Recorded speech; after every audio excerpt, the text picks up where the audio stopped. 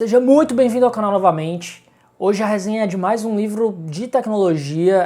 Eu estava com uma certa dificuldade de achar os livros de lançamento interessantes na Amazon Brasil, então quando isso acontece eu acabo dando uma olhada na Amazon americana e achei esse livro que está bombando por lá, né, que está muito bem falado, que é o Sandworm, que fala basicamente sobre segurança digital, ataques cibernéticos, enfim, uma coisa bem moderna e que me parece que daqui pra frente a gente vai ouvir falar cada vez mais. Apesar da gente já ouvir falar de hack, de ataque cibernético desde muitos anos, em 2017 talvez o mundo tenha visto o mais poderoso e destrutivo ataque cibernético que atingiu hospitais, escolas, empresas de logística, aeroportos e etc. Bom, esse malware de 2017 ele foi chamado pela comunidade de segurança de NotPetya e ele causou prejuízos bilionários no mundo todo. Então talvez tenha sido um dos códigos maliciosos aí mais destrutivos que a gente já tenha visto. Até então, antes de 2017, já se sabia, né, que tinham grupos hackers, né, e tinham malwares que eram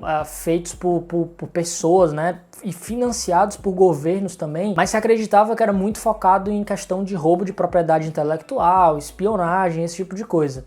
Só que até então ninguém tinha tido ainda oportunidade de ver um malware que realmente chegasse a destruir infraestruturas físicas. Nessa última década, principalmente ali após 2010 até 2014 por aí, começaram a surgir alguns ataques que começaram a preocupar a comunidade de segurança internacional. Por quê? Porque esses ataques de hackers, eles passaram a visar infraestruturas críticas de países.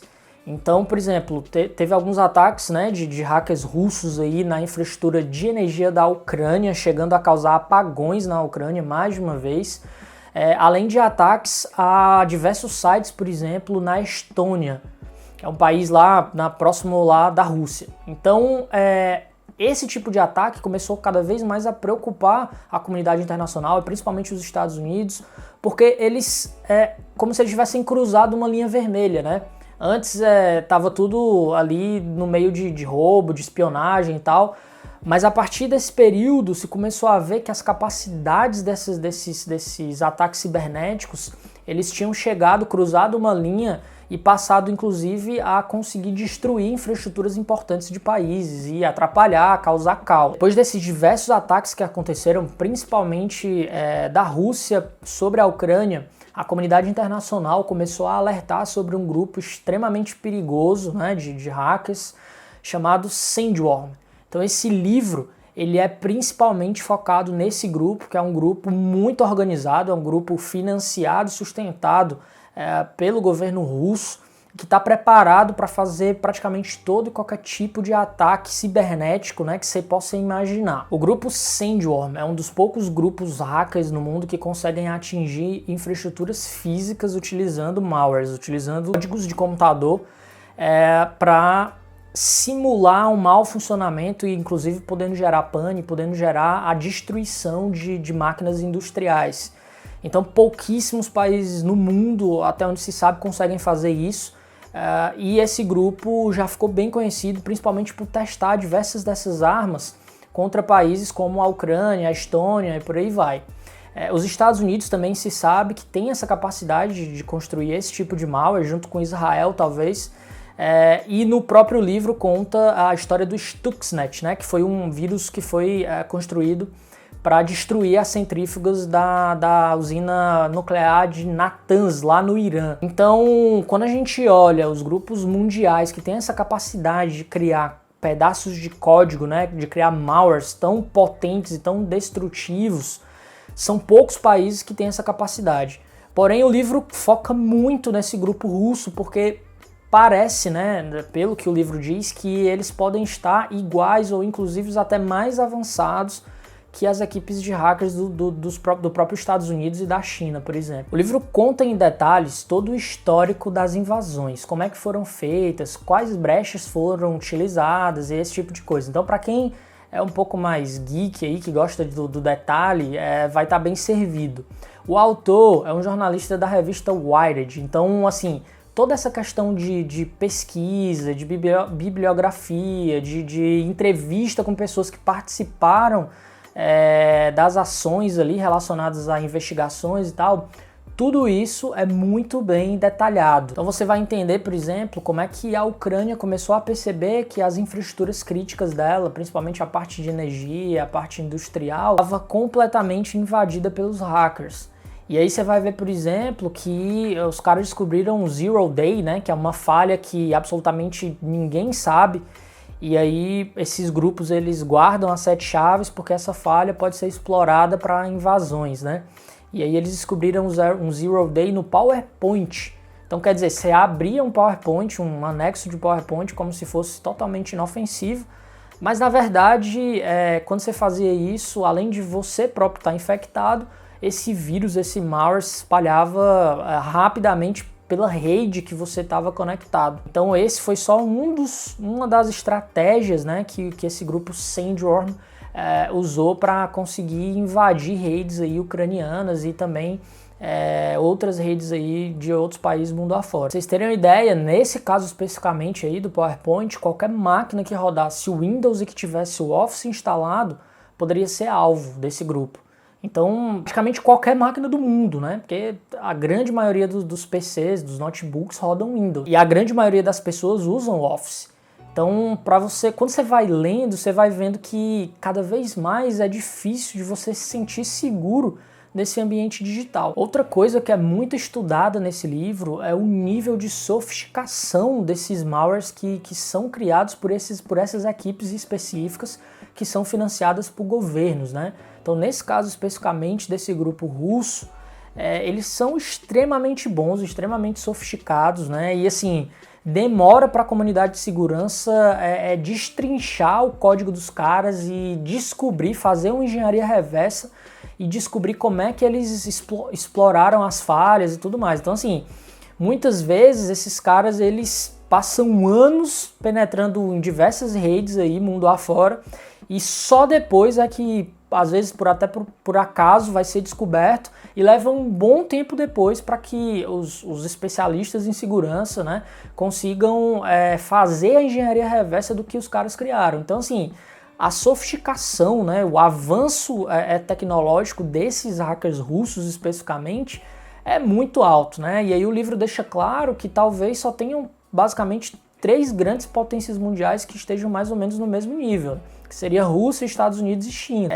Tem outras potências também que tem grupos de hackers que tem muita reputação, por assim dizer, como Israel, Coreia do Norte, mas mesmo assim, no livro dá a entender que eles não chegam aos pés desses grandes países aí que inclusive conseguem atacar infraestruturas físicas, né, via software, via código, que é uma coisa que até então era impensável. E aí o grande problema que o livro levanta para a proteção, para a defesa dessas equipes, né, que o livro chama de ameaças persistentes, é que essas equipes elas fazem campanhas que, quando são descobertas, elas acabam voltando ali para as sombras, mas muitas vezes a rede tem porta dos fundos ali que eles podem novamente penetrar e começar novamente uma campanha de espionagem, uma campanha de invasão, de destruição e por aí vai. Então é muito complicado, né? Olhando do ponto de vista de como se defender desses grupos, é muito complicado hoje você estar numa situação onde a sua rede pode ser invadida a qualquer momento, né? Caso você não seja um desses países aí que estão no topo aí desse conhecimento cibernético. Uma coisa muito crucial que é falado no livro é que esse grupo Sandworm, ele não estava somente interessado em espionagem, em roubo de propriedade intelectual. As campanhas deles eram campanhas muito agressivas, onde as redes eram infiltradas e eles chegavam, inclusive, a estar 100% preparados para uma possível sabotagem de infraestrutura de energia, infraestrutura crítica e por aí vai. Então, de fato, esses caras, eles estavam nessa época, né, 2014, por aí, já preparados para uma cyberguerra, e hoje, muito possivelmente, estão ainda mais. Você não conhece em detalhes também, por exemplo, a história do Stuxnet, que foi um vírus, né, criado pelos Estados Unidos junto com Israel para tentar deter o programa nuclear uraniano. O livro vai contar em detalhes também como é que foi o desenvolvimento desse malware, né? Foi criado lá pela NSA junto com outra agência israelense. E foi talvez, até então, a gente achava que era o malware mais sofisticado já criado no mundo, né? Mas aí surgiram diversos ataques também extremamente sofisticados, né? Desse pessoal, desses grupos russos, né? Então, também eles se mostraram estar preparados para fazer ataques, inclusive até na rede energética, na infraestrutura americana, se fosse o caso. Então, você vai ver no livro que os americanos já estavam suspeitando que muito possivelmente esses grupos russos de hackers, né, já tinham infiltrado as próprias redes americanas e estavam ali preparados para uma possível guerra cibernética. Se você não é da área de TI ou não é da área de segurança da informação, esse livro é bom também porque ele vai te explicar exatamente o que é uma guerra cibernética. É claro que a gente ouve falar, mas assim, quando você lê, você realmente entende para onde o mundo está caminhando. Então, particularmente, essa me parece que vai ser a nova modalidade de guerra daqui para frente, né? A guerra está cada vez mais híbrida, né? Não é aquela guerra de campo aberto, com tiro para todo lado e tal. É uma guerra que envolve diversos cenários e um desses cenários é o mundo digital. Então as grandes potências, né, elas estão investindo muito durante os últimos anos em capacidades cibernéticas. E aí, muito possivelmente, esses países bem desenvolvidos devem ter capacidades que a gente nem imagina, né? Devem ter armas cibernéticas aí secretas, para serem usadas em momentos específicos ou em guerras ou alguma coisa do tipo. Sandstorm é como se fosse uma espécie de documentário / thriller. Você lê ele muito rápido, não consegue soltar. É um livro que eu praticamente não consegui parar de ler desde que eu comecei. Que, obviamente, ao invés de histórias policiais, você vai ver histórias reais de tecnologia, de segurança da informação, de espionagem, de guerra cibernética. Esse livro, ele é uma aula em todos os sentidos de privacidade digital, de guerra cibernética, de segurança da informação, e ele te dá uma visão muito ampla de para onde o mundo deve estar caminhando daqui para frente.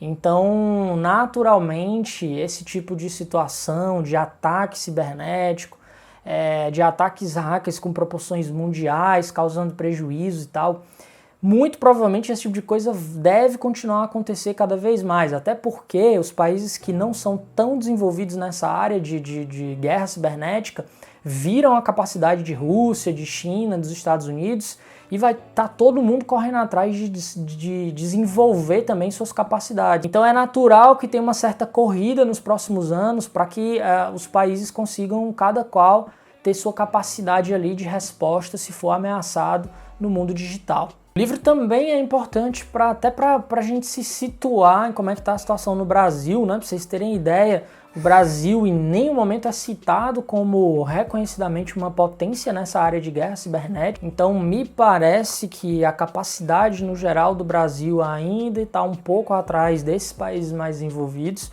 E isso coloca o Brasil como um grande alvo, né? Inclusive os cidadãos, né? Inclusive a gente que mora no Brasil pode ser alvo de um apagão, pode ser alvo de alguém deletar os dados de todo mundo, de caos, de destruição, esse tipo de coisa. Então é até interessante para a gente avaliar possíveis efeitos colaterais que um ataque cibernético, né, pode ter até na população civil também. Então é isso, é um livro que eu indico demais. Se você consegue ler em inglês, vale muito a pena. Eu espero que esse livro seja traduzido, não tenho como garantir que vai ser, né? Porque é um nicho específico, esse nicho de segurança da informação, né? De tecnologia, nem todo mundo curte, não é um nicho muito popular, mas eu espero que um dia ele chegue aqui no Brasil e que cada vez mais as pessoas consigam entender melhor e se situar melhor nessa mudança de paradigma que a gente está partindo aí para o mundo totalmente conectado, totalmente digital, beleza? Grande abraço, se você gosta do conteúdo, não esquece de deixar seu like e se inscrever no canal.